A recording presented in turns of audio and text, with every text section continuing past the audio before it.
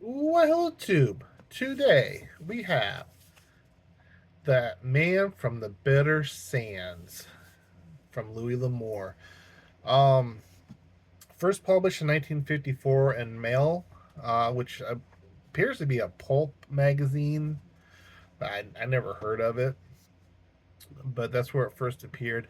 You can read this for free if you Google the title on the old Googles, but I'm not posting a link down below because I'm not going to support your thievery. Um, no, I don't know if it's in the public domain or not, so I don't really feel comfortable posting. But all you gotta do is Google search it. You can read it for free, or you can use my affiliate link to bookshop.org down below. Go get yourself a legit copy. Nice little mass market of Louis L'Amour that's just chuck full. There's like at least six of these. Just chuck full of Louis L'Amour goodness. Excuse me, it's hot. And I apologize if the fan is really noisy. I've been too cheap to put the air conditioners in the window. So, um, that man from Bitter Sands. It's a fun little story. This guy gets left out in the desert. A couple people came along. He was prospecting, and they were half dead. And so he brought them into camp, gave them food and water, and then they backstabbed him, left him to die in the desert. But you know, when you know how to survive in a desert, um, you're good. Made his way out, tracked the gentleman down that did the thievery, just like you going on the Googles to read this for free, and, and had a little shootout. Didn't exactly go his way, and then once he is all patched up and healthy enough again, got back right on their tail, man. He was not going to give it up because they took 30 pounds of gold from him, which I don't know what that was like back in 18 diggity 2, but I'm sure it was a lot of money.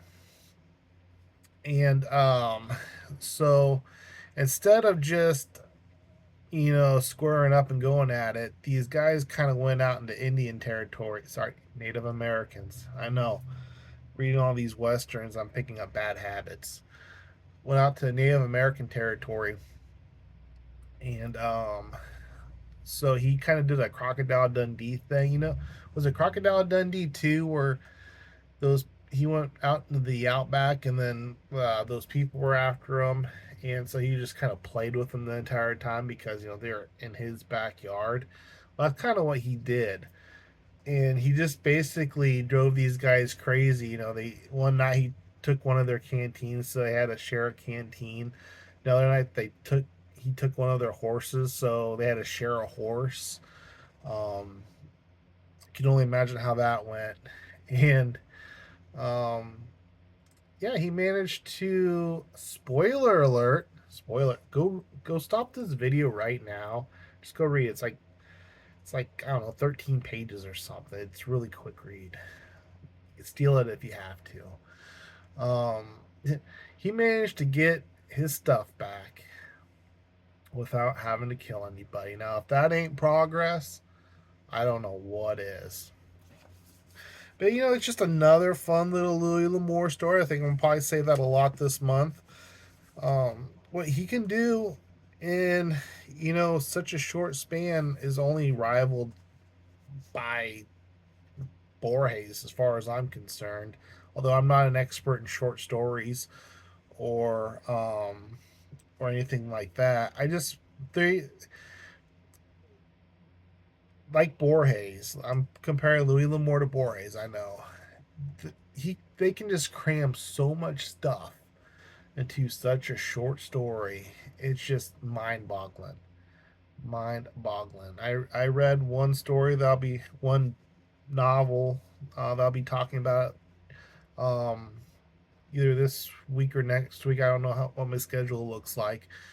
That is 200 pages, and it doesn't have as much stuff that's in this like 13-page story from Louis L'Amour. It's just what he could do in a short story format was masterful. So that's it for this one, peeps. Let me know down below. Have you read That Man from the Bitter Saints? Did you read it originally back in 1954 in Mail magazine or Mail or whatever they called it?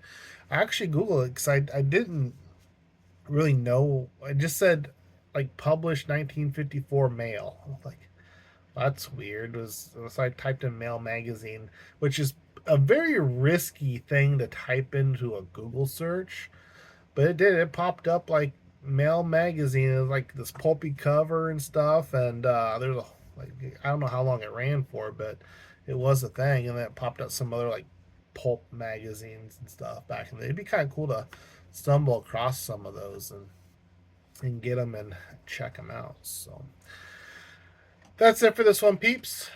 Cheers.